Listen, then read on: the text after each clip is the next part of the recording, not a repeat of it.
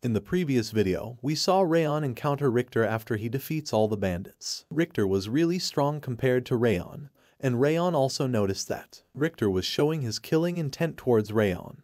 But still, Rayon doesn't back down either. Victor understands that Rayon is just not a normal kid, and Rayon also tells him to fight head-on. Rayon tells Richter to come with all his might, and Richter was shocked to hear. Rayon tells him that it's common sense for the weak to die from the strong. Richter feels that these things coming out of Rayon's mouth are very serious, and these are not things kids should say. After hearing this, he actually loses his interest to fight Rayon and leaves from there. After this, Rayon and Runin decide to go back to their group. And this was the end of Rayon's short but long first mission. Rayon comes and meets others, and they're annoyed because they weren't able to show their skills. After coming from the mission, King Glenn gave Runin and Rayon a bronze medal. After this, Rayon goes to his home to meet his mother and found out that Durian has told his mother all the things about the mission. At first, Rayon thought Sylvia would be mad because he recklessly chose to fight the bandits. But suddenly, Sylvia comes towards Rayon and hugs him. She smiles and tells Rayon that he did a great job. Sylvia tells Rayon that the first patriarch wielded his sword to protect the weak, and even her dream was to become a swordsman like the first patriarch, so that's why she couldn't scold Rayon for protecting the hostages. Maid Helen and Sylvia were proud of Rayon.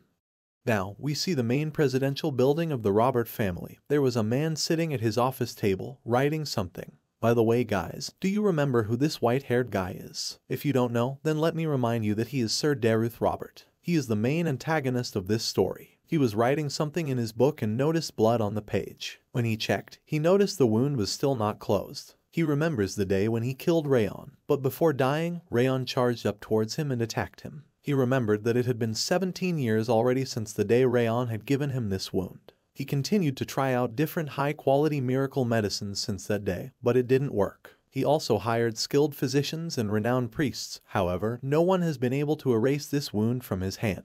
He sees the wound on his hand, which neither heals nor gets worse. He feels that the wound looks exactly similar, just like it did the day he got it. He feels the wound is communicating to him and it wants him to remember that day. He sarcastically says, "So some dead spirit is asking me to remember him," and feels that Rayon is standing in front of him and he laughs at him. He says that the past doesn't matter to him because he is not a person who will look back on his own past. Now we get to know that there is only little time left until Robert's lifelong wish will come true. I feel he is planning something cruel, but we don't know what that is. Now I am very curious to know what it can be. Let's see in the future what it is. Now we see Rayon, who has achieved many rewards on his status window. We can see the bitter cold curse have been weakened. He got 3-star Thousand Flames technique. And he has also achieved 3-star bitter cold aura. He got 3-star legendary census, and now he has achieved entry to sword expert. He is happy to see all this appraisals in his skills. He finally reached the expert realm and he is satisfied with his own performance, although it is still entry level. But we all know that Rayon has worked really hard to reach this point.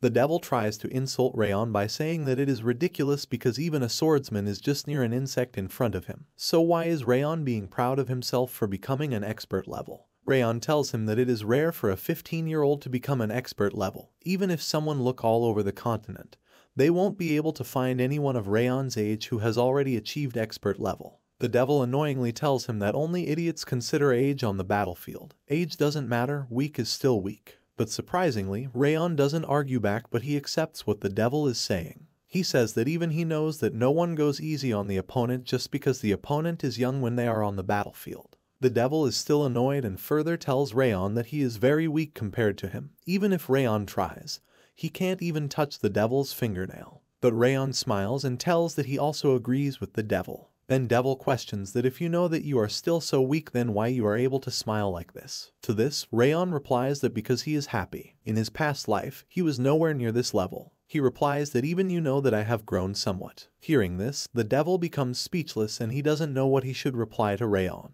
He starts to throw a tantrum like a little child and says that why would he praise a human, he will never do that to him. Rayon roasts him and says that don't get so mad on such small things. Rayon says that he heard the devil's voice shake a little, so it confirms to him that he has become stronger. They both have been together with each other for long enough to know these small details. But devil doesn't accept this. He tells Rayon that a human like you who can see through my behavior should deserve more than death. Now he tries to freeze Rayon with his power, but that doesn't affect Rayon at all. He smiles and tells that this kind of rage is nothing for him now. He claims that if the demon doesn't get his power again, then he will easily match on him. Now we see the typical devil's useless trash talk, and he starts to reminisce again by saying Raon's attitude reminds him of himself in the old days. He starts to tell his story that back in his days in the demon realm, there were demons who came to challenge him, but before he can continue his story, Raon starts to walk away from here. Their relation is like the relation of Tom and Jerry. Sometimes they fight, sometimes they laugh together. Let's see how their relation will grow in the future. The next day in the training hall, the headmaster tells everyone that the training for today is over and they can go now. But Buren stops the headmaster Limer and reminds him that he himself has come 20 minutes late, so shouldn't all the students go 20 minutes past the usual time? But the lazy headmaster tries to sneak his way out and tells everyone that they will make up for it tomorrow, and it is enough for the day. And he runs away from here. We haven't still seen the actual power of Headmaster Limer yet. But I know he can be a lot stronger, but he is not at all responsible. Now Raon gathers all the students around him and tells them to finish up the training, and the one in charge for today should start the cleanup now. We see Dorian goes to a locker to pick up cleaning stuff, but as soon as he closes the locker, he notices that Martha was giving him cold stares. He gets really afraid and screams, trying to run away from her, but she catches him. She is annoyed by him and tells him to quickly finish cleaning up everything together because she is already busy enough with her training. He is cold and shouts on other students and tells them to quickly get out from here. This makes Raon realize that she is only calm towards him, and even the headmaster was standing behind him confirms that she is unchanged. She only switches up around Raon. Raon turns behind and is confused to see Headmaster Limer here because he had run away from here just now. He asks the headmaster the same, and headmaster goes in front and tells everyone that he has come back for some reason. The students standing there are a little bit afraid and scared to know what he is about to say. They all question, what did he forget? The headmaster gather all around here and announces them to listen carefully. He claims that there is something else he has to announce, and it is really very important. Students are curious and confused to know what it is this time, and the headmaster tells them that there is a second mission for all of them. Hearing this, all the student gets confused and stands still in one place. They don't know how should they react to this. The headmaster laughs and says how could he forget to tells them this important thing. All the students are dumbfounded that how could Headmaster Limer could be so irresponsible that he forgot such an important thing.